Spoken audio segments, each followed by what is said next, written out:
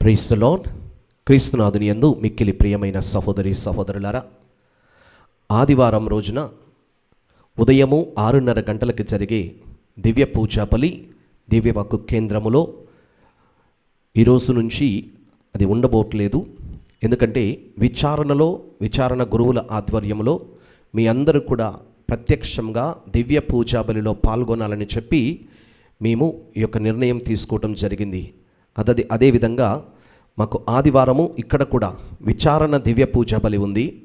మరి అలాగే 10 గంటలకి పబ్లిక్ మాస్, ఆన్లైన్ మాస్ ఉంది. కాబట్టి మరి మీరు ప్రత్యక్షంగా పరోక్షముగా ఆన్లైన్ 10 గంటలకు జరిగే దివ్య పూజా బలిలో ఒకవేళ గుడికి వెళ్ళలేని వారు దివ్యవాక్కు కేంద్రం నుంచి ఈ యొక్క దివ్య పూజా బలిలో పాల్గొనేవారు 10 గంటలకు నిర్వహించబడే ఆ యొక్క దివ్య పూజా బలిలో పాల్గొనవలసిందిగా మనవి చేస్తున్నాం. ఎందుకంటే బిషప్ హౌస్ నుంచి కూడా బిషప్ తండ్రి గారుల చేత అందరికీ ఈ యొక్క మనవి చేయబడింది.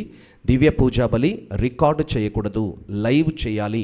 మరి లైవ్ చేయడానికి ఇక్కడ మనకి ఆస్కారం లేదు. ఎందుకంటే గురువులందరూ కూడా 10 గంటల దివ్య పూజా బలికి వాక్య పరిచర్యకి సిద్ధపడుతూ ఉంటారు.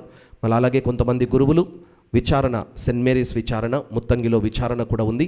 మరి దాంట్లో దివ్య పూజా బలి సమర్పించడానికి సిద్ధపడతారు. కాబట్టి 6:30 గంటలకి దివ్య పూజా బలి సమర్పించడం అనేది కొంచెం కష్టంగా ఉంది. కాబట్టి ఈ యొక్క నిర్ణయం తీసుకోవడం జరిగింది. మరి ఈ నిర్ణయాన్ని మీరందరూ కూడా స్వాగతిస్తారని, మాకు సహకరిస్తారని, మండే నుంచి సాటర్డే వరకు యథావిధిగా దివ్య పూజా బలి ఉదయకాలము లైవ్లో ప్రత్యక్ష ప్రసారం చేయబడుతుంది. ఎందుకంటే ఇక్కడ మేము రికార్డు చేయమండి, అన్ని పూజా బలులు కూడా లైవ్ ఇస్తున్నాం, ఒక్కటి కూడా రికార్డింగ్ జరగదు.